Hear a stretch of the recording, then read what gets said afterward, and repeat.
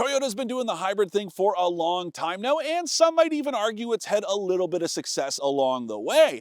Okay, if you couldn't tell, that was sarcasm, and Toyota's gas-electric efforts have been nothing but a smash hit by every imaginable measure. And while there's no way a tiny brand like Mazda is ever going to be able to replicate that level of success, there's no harm in trying. That's where this CX-50 Hybrid comes in, and it's here with help from none other than Toyota.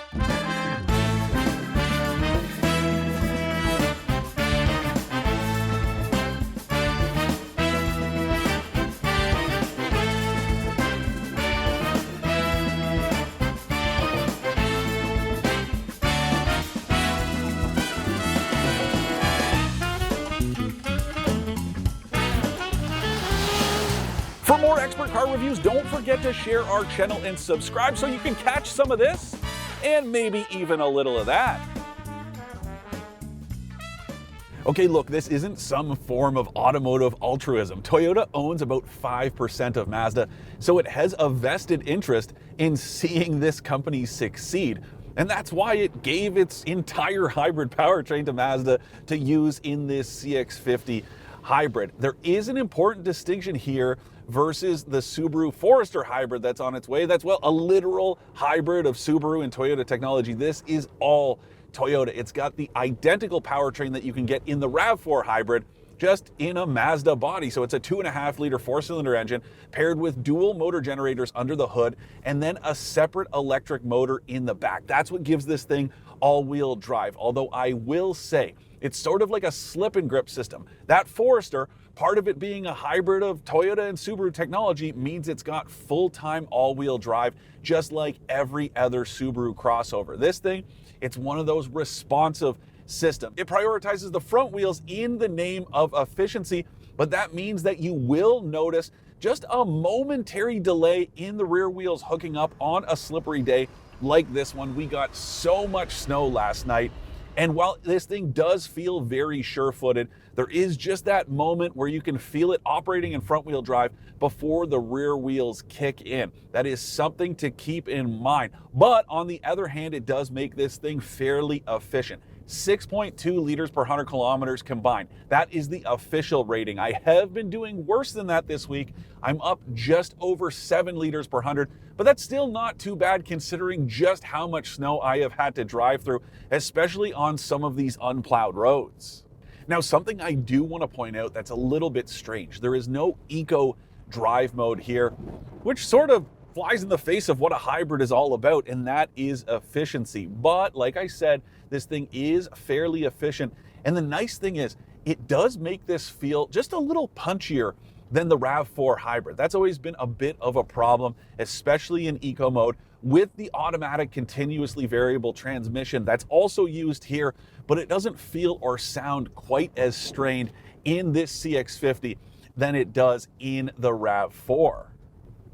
Now, another noteworthy difference here is the drive. It does feel familiar to a Mazda driver. If you have driven a Mazda in the past, this thing will immediately feel familiar. It means it's more engaging, but it's also stiffer. If you're hoping for just a little bit of a softer ride, you are not going to find it here. That doesn't necessarily mean the CX-50 is uncomfortable. It's just a little stiffer than some of its rivals, including that RAV4, as well as the CR-V that's available with a hybrid powertrain as well. But you know, the steering response is very good. It does make this feel pretty engaging for a small crossover. One problem, I wish the brakes just had a little bit more bite to them. I find you have to get a little deeper into the pedal than I would like to see, especially if you were slowing this thing down from a higher rate of speed. Other than that, my complaints here aren't just specific to the hybrid, and they apply to every CX-50 out there.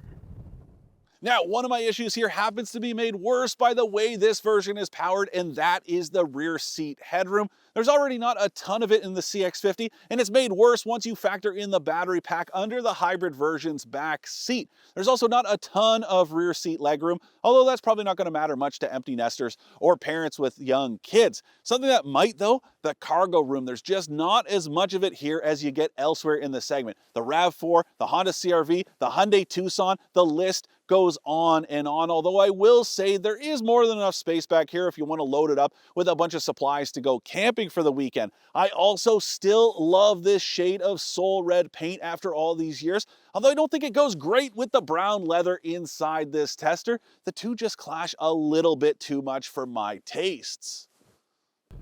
All right, now for the most contentious topic in this entire video, and that is the infotainment system. And it seems like every time Jody or I review a Mazda, owners jump into the comments to let us know that the system isn't as bad as we make it out to be, and it's just as easy to get used to as a touchscreen. And I am here to tell you that that is just not the case. Now, I will say I like that Mazda has given you touch capacity with Apple CarPlay and Android Auto, and not just when you are stationary. So I can reach up here, I can tap away, and it works no problem. That part is great. But if you don't have one of those smartphone mirroring systems open, you have to use this controller down on the console, and it is just so frustrating. Everything takes longer than it should. And if you don't believe me, go ahead and try the direct tune system with the radio. It's like using an old rotary telephone. It is just so tedious and annoying. And I will say, I appreciate that Mazda has a pretty robust voice control system. So you can actually go ahead and tell it to tune to a specific satellite radio station, and it works. But two problems there. I'm telling you, if you have a thick accent, you are going to struggle. And my cousins from Scotland can attest to that fact. The system doesn't always understand what they are saying. The other problem is, if you are in the passenger seat, well, you have no choice but to use this little controller down on the console, and it's just as annoying from that seat as it is from this one. And that's when you're focused on nothing but controlling the infotainment system. I'm telling you, Mazda just needs to go to a touchscreen like every other brand out there. I do want to say though, Mazda deserves credit for this cool little feature. If you hit this navigation button down on the console with your smartphone hooked up to either Apple CarPlay or Android Auto, it will pull up Google Maps or Apple Maps if you're some sort of weirdo. That is handy. So is this full suite of physical climate controls. That is just awesome. So is the dedicated display so you can see the temperature and the fan speed. That's a dual zone automatic system, by the way, and that is standard. So are heated front seats, a heated steering wheel. If you want heated rear seats and ventilated front ones, you do have to step up to this GT trim I am driving.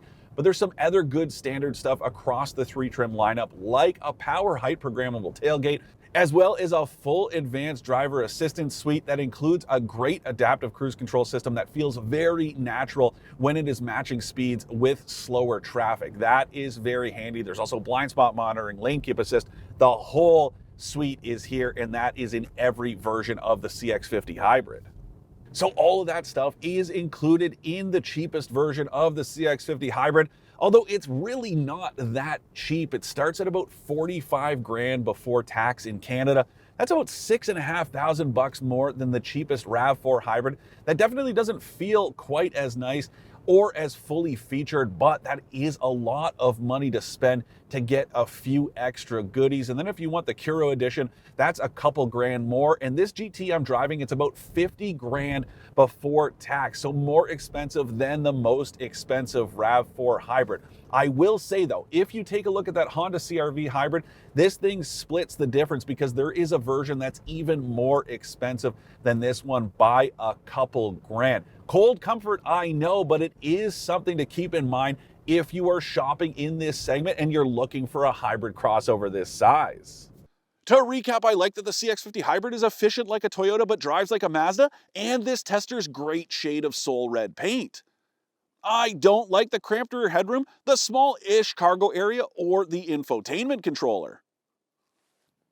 Shop around before making your mind up about this Mazda, which I do have to say is pretty sound advice no matter which vehicle or segment you're looking at. In the case of the CX-50, it's not so much the hybrid components that you're cross-shopping as it is the package they come in. If you don't mind sacrificing a little bit of space, it does make a fairly compelling case, especially higher in the lineup where it delivers a ton of good features for a fairly competitive price tag. Just don't forget what I said about the infotainment system before signing on the dotted line.